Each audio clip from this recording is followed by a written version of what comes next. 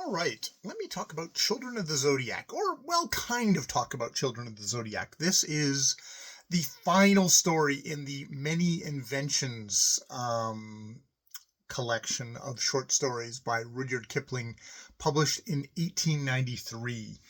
And I've definitely been dragging my ass getting through this at the end here. I've had a lot of gaps in it. Part of that has just been my own energy levels. Part of it is just goddamn, part of it is just goddamn Kipling. The next thing I do of Kipling will probably be the Jungle Book, which is probably going to be a lot easier, better to do. And yeah, I'll kind of plow through some of the better known things next. The Jungle Book, the Jungle Book 2. I think there's some Just So stories might be in there. Yeah.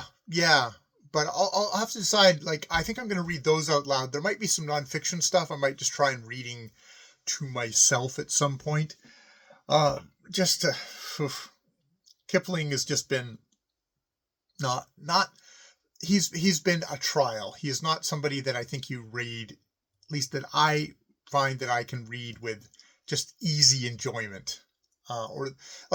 There's plenty of really great authors that you can read with, you enjoy their work, and then there's the deeper stuff and you get into that, and that's probably why they last, versus somebody who's just all in easy enjoyment and then you read it and then you forget about it, which, that's that. There's that as well.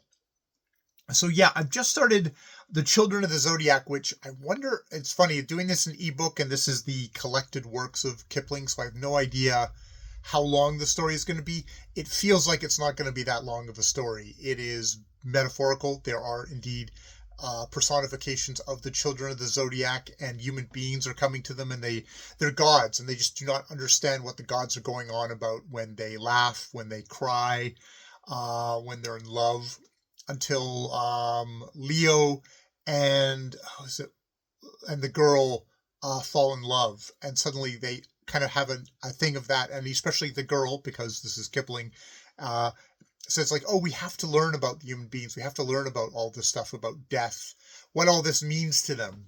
And he says, do we?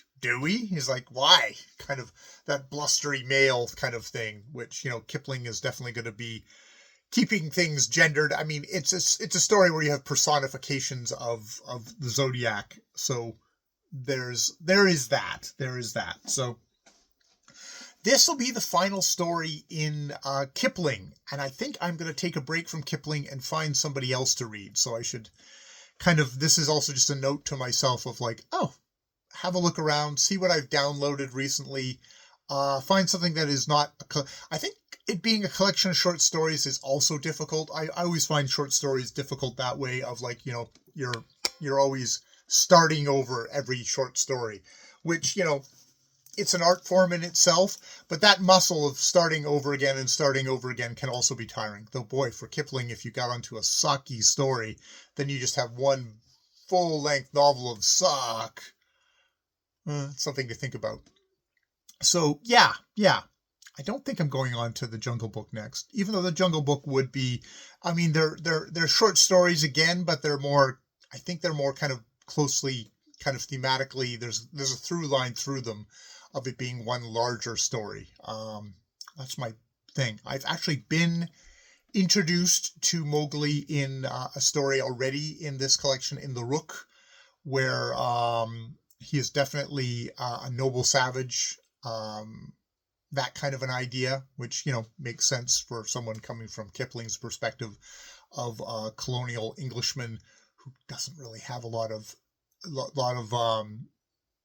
respect, it seems, for actual native people. So, of course, the abstract idea of the noble savage who hasn't been corrupted by all the kind of the savagery and barbarism, I'm using all those in heavy quotations, of regular, indigenous people, would be just awesome and highly superior. And indeed, in that story, shows Servant to be a cunning thief, and jealous father, abusive father. It's all this kind of stuff that it's oh, look, here's the good one.